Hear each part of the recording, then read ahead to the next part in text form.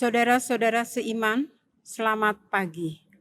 Majelis Jemaat GPIB Bethel Bandung mengucapkan selamat hari Minggu ke-12 sesudah Pentakosta dan selamat beribadah kepada seluruh warga, jemaat, dan simpatisan. Kiranya ibadah online ini menyenangkan hati Allah dan membawa kebahagiaan ke dalam rumah tangga kita masing-masing. Tema bacaan Minggu ke-12 sesudah Pentakosta adalah karya Allah bagi mereka yang lemah, berdasarkan Keluaran pasal 21 ayat 1 sampai dengan 6. Saudaraku, perbudakan jelas melanggar prinsip kesetaraan dan hak asasi manusia. Nas hari ini mengkritisi bagaimana hidup sebagai umat Allah dalam budaya yang menerima perbudakan sebagai kelaziman. Prinsip kemanusiaan yang berbalas kasih diterapkan dalam kasus perbudakan ini. Dalam kehidupan bangsa Ibrani kuno, menjual diri sebagai budak adalah cara bertahan hidup agar mendapat makanan dan perlindungan dari tuannya. Orang Kristen dipanggil untuk menyatakan kualitas hidup yang berbeda dari orang-orang yang tidak mengenal Tuhan. Salah satu perbedaan itu adalah cara orang Kristen memperlakukan sesama manusia. Mari kita renungkan dan sambut firman yang menyatakan bagaimana makna sebagai umat di dalam Tuhan. Pelayan firman pada ibadah minggu ini adalah Pendeta Maria Silahoy. Mari berdiri menyambut firman Allah yang ada di antara kita sambil menyanyikan Gita Bakti 237A, Maha Kasih yang Ilahi.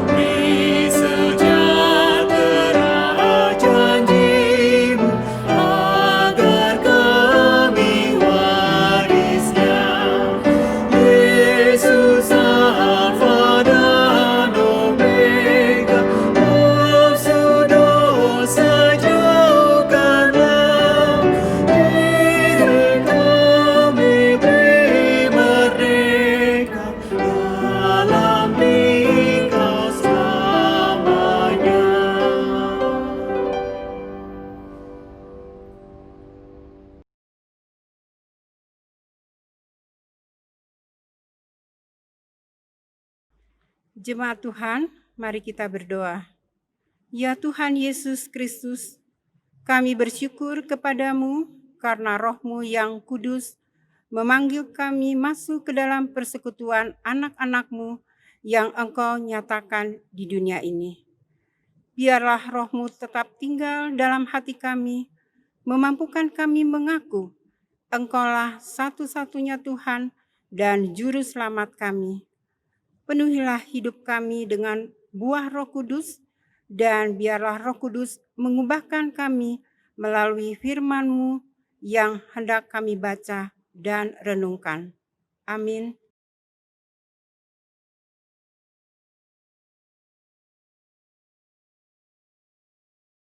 Saudara-saudara yang dikasihi Allah, marilah menyambut firman Tuhan.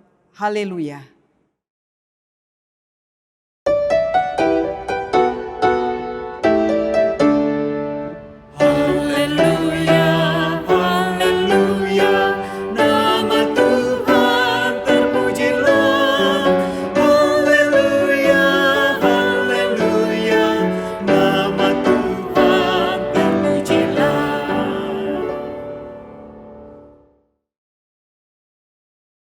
Pembacaan Alkitab pada hari Minggu ke-12 sesudah Pentakosta adalah dari Keluaran 21 ayat 1 sampai dengan 6. Keluaran 21 ayat 1 sampai dengan 6 yang menyatakan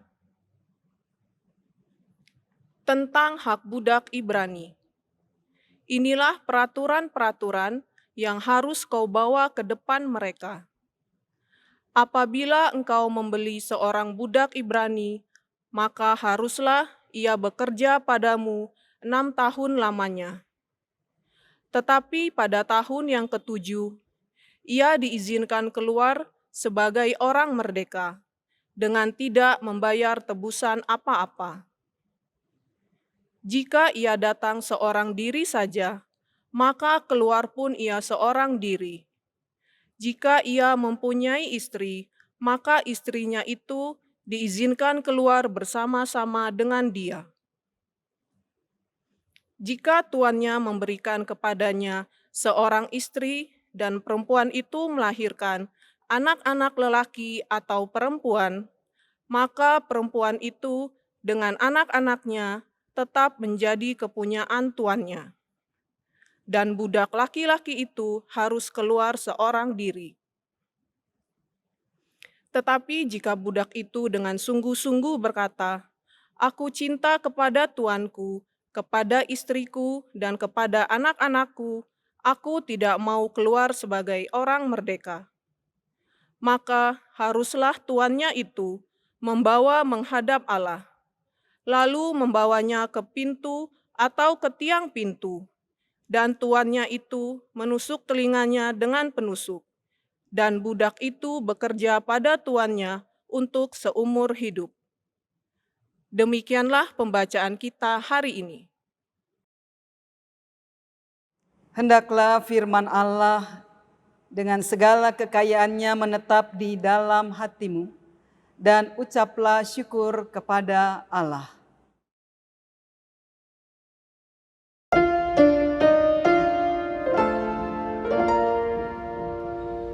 Kepadamu puji-pujian, ada syukur dan segala kemuliaan.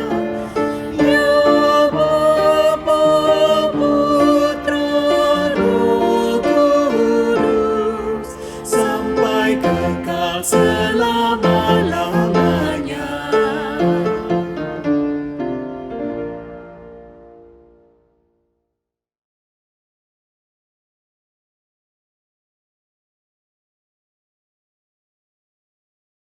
Saudara-saudara yang diberkati Tuhan, selamat pagi.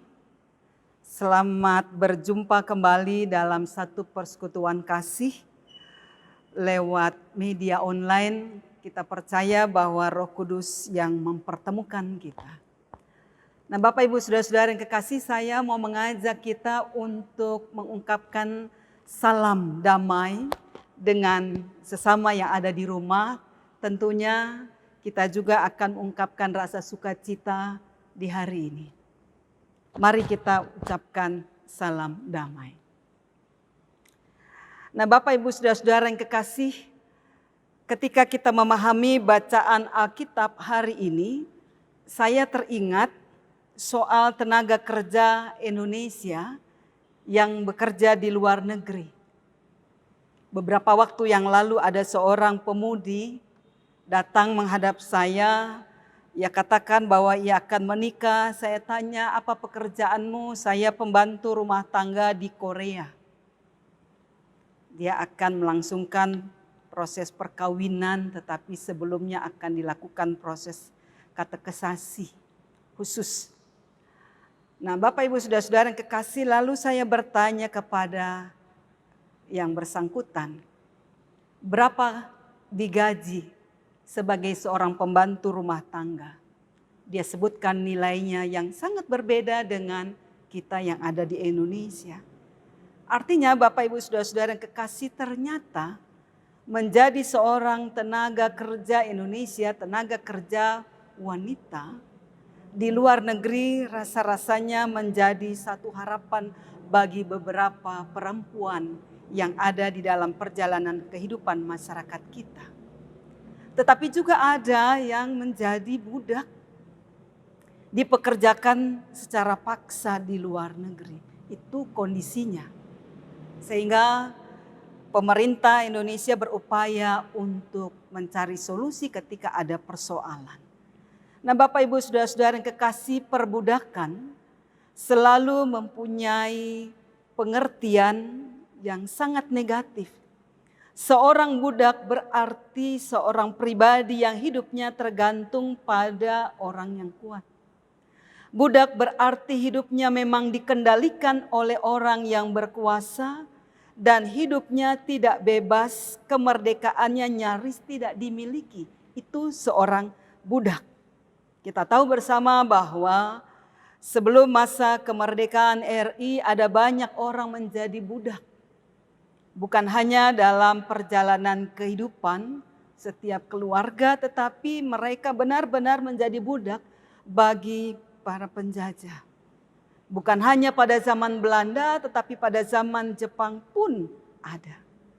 Nah, karena itu kita melihat kembali Bapak Ibu Saudara-saudara yang kekasih, yang saya mau sampaikan buat kita hari ini, mengapa orang ingin menjadi budak? Rupa-rupanya menjadi budak karena persoalan ekonomi. Tidak punya penghasilan untuk memenuhi kebutuhan keluarga. Yang saya ceritakan tadi bahwa ketika ada seorang perempuan datang menjumpai saya, dia dari kampung dan dia melakukan tanggung jawab kehidupan keluarganya dengan cara menjadi seorang pembantu rumah tangga di luar negeri. Nah, saudara-saudara yang kekasih, setiap orang pada akhirnya menyadari bahwa demi kebutuhan ekonomi, demi kebutuhan perut, maka ia rela bekerja. Dalam kehidupan masyarakat modern misalkan, ada istilah yang disebut dengan human trafficking. Ada banyak korbannya. Dalam perjalanan kehidupan masyarakat modern, perbudakan ternyata masih ada. Bahwa ternyata perbudakan sampai saat ini belum berakhir. Tapi kalau saya mau jujur katakan Bapak Ibu Saudara-saudara yang kekasih, perbudakan ternyata memang belum berakhir. Karena itu kita lihat bacaan Alkitab hari ini, jauh sebelum proses perbudakan ada dalam perjalanan kehidupan masyarakat di Indonesia. Ternyata dalam perjalanan kehidupan orang-orang Israel sendiri, orang-orang menjadikan dirinya pribadi dalam tanda kutip budak. Di dalam bacaan Alkitab hari ini disampaikan kepada kita. Apa yang disampaikan bacaan ayatnya yang pertama dan yang kedua. Inilah peraturan yang harus kau bawa ke depan mereka apabila engkau membeli seorang budak Ibrani. Artinya budak belian.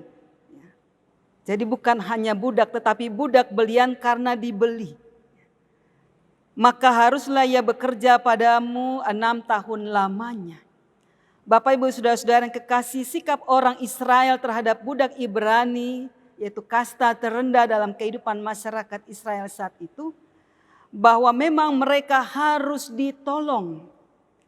Dan mereka dalam perjalanan kehidupannya sangat menderita. Nah, apa yang dicatat di dalam kitab Keluaran ini merupakan bentuk keteraturan relasi sosial di antara umat Allah. bahwa orang Israel mutlak menunjukkan rasa kasih terhadap sesamanya yang dinyatakan lewat sikap mempekerjakan seseorang menjadi budak belian selama 6 tahun. Lalu pada tahun ke-7 harus diberi kebebasan. Disampaikan di dalam catatan kitab Keluaran ini, apabila dalam realitas selama kurun waktu 6 tahun terbangun satu keluarga, maka sebagai pemberi kerja mutlak memberikan tanda. Dikatakan bacaan ayatnya yang ke-6. Haruslah tuannya itu membawanya menghadap Allah, lalu membawanya ke pintu atau ke tiang pintu, dan tuannya itu menusuk telinganya dengan penusuk, dan budak itu bekerja pada tuannya untuk seumur hidup. Memberi tanda bahwa ia akan mengabdi kepada tuannya. Ibu bapak saudara-saudara yang kekasih, satu catatan penting bagi kehidupan orang-orang Israel ketika mereka berada dalam arak-arakan menuju tanah perjanjian, bahkan ketika mereka menempati tanah perjanjian, maka yang harus mereka lakukan adalah mereka harus memberlakukan hukum, memberlakukan aturan-aturan yang sudah ditetapkan, yang sudah disampaikan oleh Musa. Nah, lalu pertanyaannya, apa relevansi bacaan Alkitab hari ini? Apa pesan pengajaran untuk kita di masa kini? Ketika kita memperhatikan konteks kitab Keluaran ini, tentu ada pesan pengajaran yang disampaikan kepada kita. Yang pertama, Bapak Ibu Saudara-saudara yang kekasih, bahwa Allah melalui umat Israel menghendaki agar mereka tidak menindas sesamanya. Sebagai orang-orang pilihan Allah, mereka tidak menindas sesamanya, baik laki atau perempuan. Karena apa? Di hadapan Allah tidak ada perbedaan. Esensinya manusia seutuhnya adalah laki dan perempuan, dan manusia adalah makhluk mulia di hadapan Allah. Karena manusia punya tugas untuk mengelola. Karenanya yang disampaikan di dalam bacaan Alkitab hari ini, pesan pengajaran untuk kita bahwa ketika Allah tidak menyatakan perbedaan, maka manusia yang adalah ciptaan Tuhan, siapapun mereka yang mempekerjakan budak, maka tuannya harus saling menopang. Satu dengan lainnya harus saling menopang. Catatan yang kedua, Bapak Ibu Saudara-saudara yang kekasih, pesan pengajaran untuk kita sebagai orang Kristen. Sadar atau tidak, sesungguhnya kita juga adalah budak dosa. Seringkali pikiran-pikiran kita, kata-kata kita, sikap kita selalu diawali dengan kebencian. Merasa bahwa kita hebat dan orang lain tidak. Dan hari ini kita boleh belajar kembali bahwa orang yang percaya di dalam Kristus, dia sudah ditebus. Dia sudah dimerdekakan, ia bukan lagi budak dosa. Karenanya ia harus menjadi teladan bagi sesamanya. Orang yang telah mengalami kemerdekaan iman di dalam Yesus Kristus, maka dia mutlak memberikan rasa merdeka kepada sesamanya. Baik dalam rumah, dalam relasi suami istri, maupun terhadap siapapun orang yang dijumpai dalam kehidupan pekerjaan. Karena Tuhan menghendaki keteraturan. Tuhan menghendaki supaya setiap orang yang percaya dalam Kristus memberlakukan kasih. Tuhan dimuliakan melalui firman-Nya. Amin. Mari kita satu dalam doa syukur. Saat ini ya Tuhan, ketika kami boleh beribadah, kami bersyukur karena Tuhan melayakkan kami boleh menikmati persekutuan dengan Tuhan, persekutuan dengan saudara seiman, persekutuan dengan keluarga di rumah masing-masing. Berkati kami semua dengan kelimpahan hikmat-Mu, agar kami dimampukan untuk tetap menjadi pelaku firman. Dalam tanggung jawab kami sebagai kepala keluarga, dalam tanggung jawab kami sebagai anak, dalam tanggung jawab kami dalam hidup bermasyarakat. Biarlah kami mampu menjadi pribadi-pribadi yang tetap rendah hati. Bahkan ketika kami sebagai seorang karyawan, berkatilah agar setiap usaha pekerjaan yang kami tekuni, Tuhan memberkati, yang di dalamnya kami akan tetap menyatakan, menceritakan kebaikan Tuhan. Hari ini kami mau berdoa untuk gereja bersama dengan semua para pelayan. Tuhan memberkati untuk semua para pelayan Tuhan, khususnya untuk hamba-Mu yang Engkau hadirkan di dalam dan di tengah-tengah gereja-Mu di tempat ini, GPIB Bethel Bandung. Tuhan berkati untuk semua pelayan firman dan sakramen, para penatua, diaken, pengurus kategorial, komisi-komisi, bahkan semua karyawan yang turut serta berjalan bersama menata layani kehidupan persekutuan umat-Mu. Berkat-Mu juga tercurah dalam perjalanan kehidupan setiap para lansia, setiap anak-anak kekasih Tuhan yang saat ini berjuang di bangku pendidikan lewat suasana adaptasi kebiasaan baru. Kami harus mengelola berkat-berkat Tuhan. Kiranya anak-anak-Mu yang terkasih lewat media online mereka juga dapat belajar dan menikmati kasih Tuhan. Bahkan mereka juga memperoleh keberhasilan atas kasih dan rencana Tuhan. Ya Allah yang mengasihi kami juga mau berdoa untuk mereka yang saat ini terbaring sakit. Kasih-Mu ya Allah menopang dan menuntun perjalanan dan aktivitas mereka. Kendatipun mereka ada di pembaringan, kendatipun mereka berada di tempat tidur masing-masing, Tuhan akan selalu menyertai dan memberkati. Sehingga segala obat yang boleh dikonsumsi, boleh menopang kesembuhan saudara-saudara kami. Bersama dengan seluruh pemerintah bangsa Indonesia, terima kasih ya Allah kami sebagai warga negara ketika kami bersama menopang di dalam doa bagi pemerintah bangsa dan negara kami. Kasih-Mu ya Tuhan menaungi, menggembalakan setiap para pelayan Tuhan, khususnya untuk presiden, wakil, dan para menteri, agar mereka juga berjuang bersama dengan semua warga negara untuk memutus rantai penyebaran COVID-19. Tuhan arahkan setiap kami untuk menjadi pribadi yang patuh, taat pada aturan-aturan yang Tuhan kehendaki dalam perjalanan kehidupan bangsa dan negara kami. Terima kasih Bapa, kami serahkan semua rencana kami 1 pekan ke depan, rencana pelayanan jemaat-Mu di tempat ini, rencana pelayanan setiap kami yang memberi diri untuk melayani Tuhan dalam hidup keluarga, dalam hidup persekutuan, dan di tengah kehidupan masyarakat. Kami persembahkan semua rencana kami, ucapan syukur kami atas setiap pengalaman iman yang boleh kami lewati. Di dalam nama Tuhan Yesus Kristus yang telah mengajar kami berdoa bersama. Bapa kami yang di surga, dikuduskan nama-Mu, datanglah kerajaan-Mu, jadilah kehendak-Mu di bumi seperti di surga. Berikanlah kami pada hari ini makanan kami yang secukupnya, dan ampunilah kami atas segala kesalahan kami, seperti kami sudah mengampuni orang yang bersalah kepada kami. Dan jangan bawa kami dalam pencobaan, tapi lepaskan kami dari segala yang jahat.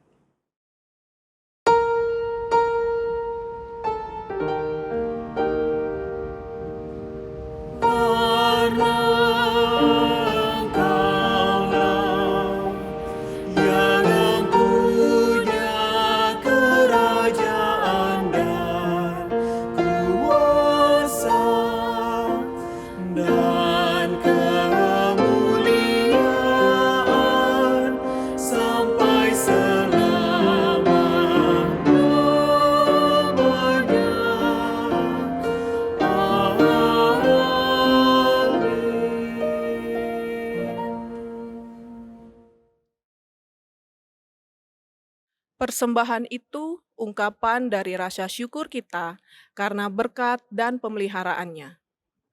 Memberi persembahan kepada Tuhan itu bukan hanya sebagai bentuk pengakuan penyertaan Tuhan di masa lampau, tetapi juga menandakan iman akan pemeliharaan Tuhan di hari depan yang kita tidak ketahui.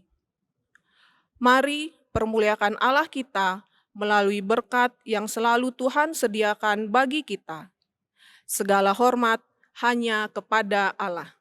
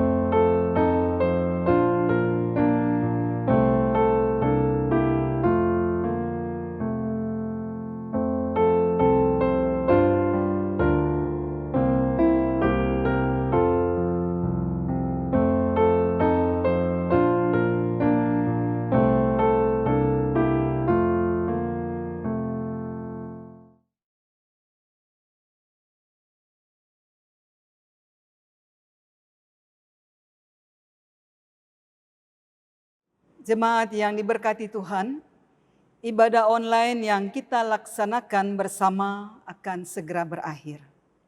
Saudaraku, memang zaman sekarang tidak ada lagi perbudakan. Namun sikap memperbudak orang lain masih dapat dijumpai melalui cara seseorang mempekerjakan dan membayar gaji orang yang bekerja padanya.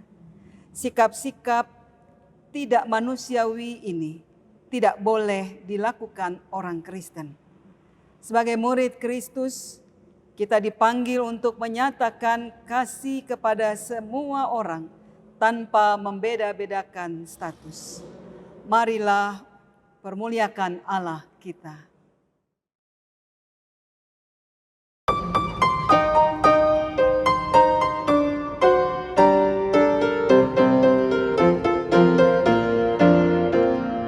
Janganlah kau takut menyatakan kebenaran. Janganlah kau diam jika ada kecurangan. Tuhan inginkan engkau selalu jujur dalam setiap ucapanmu. Berkata jujur, berlaku adil, itulah tanggung jawab anak-anak Tuhan. Berkata jujur, berlaku adil, itulah tanggung jawab anak-anak Tuhan.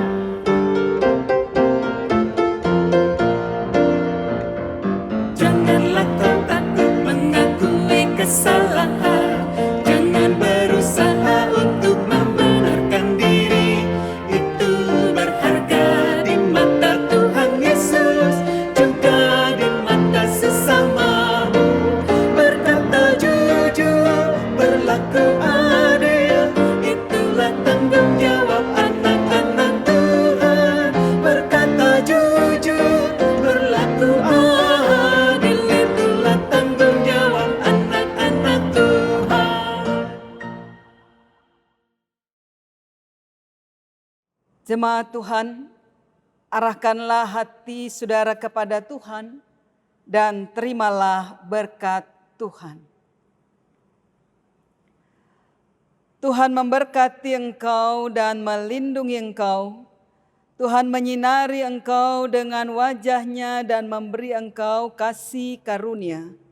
Tuhan menghadapkan wajah-Nya kepadamu dan memberi engkau damai sejahtera. Amin.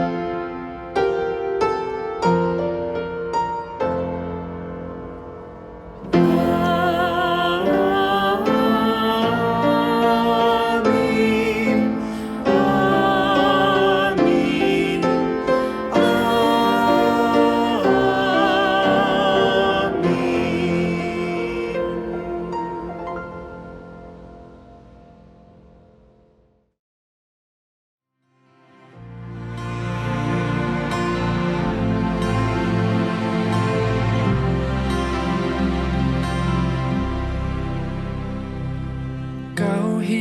hiasi kehidupanku dengan kemurahan-Mu.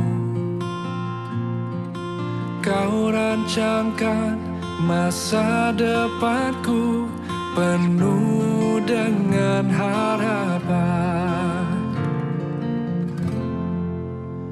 Aku ada saat ini, semuanya karena kasih-Mu.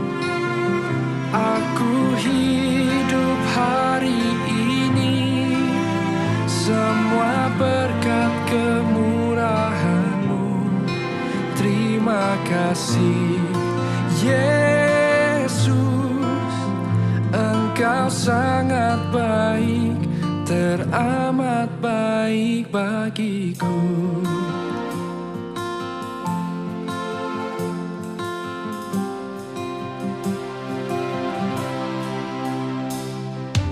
Kau hiasi kehidupanku dengan kemurahan-Mu.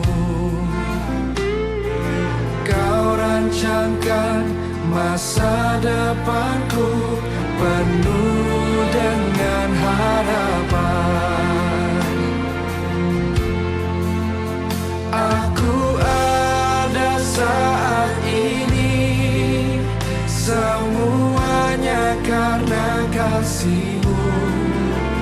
Aku hidup hari ini, semua berkat kemurahan-Mu. Terima kasih Yesus, Engkau sangat baik, teramat baik. Aku ada saat ini, aku ada, semuanya karena kasih, semua karena kasih. Aku hidup hari ini, semua berkat kemurahan-Mu. Terima kasih Yesus, Engkau sangat baik, teramat baik bagiku. Kami hidup hanya kemurahan-Mu Tuhan.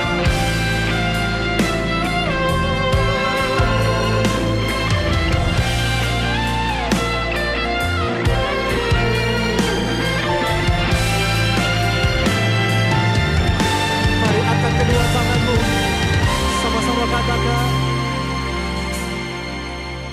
Aku ada saat ini, semuanya karena kasih-Mu. Aku hidup hari ini, semua berkat kemurahan-Mu. Terima kasih Yesus, Engkau sangat baik, teramat baik bagiku. Aku ada saat ini, semuanya karena kasih-Mu. Aku hidup hari ini, semua berkat kemurahan-Mu. Terima kasih Yesus. Terima kasih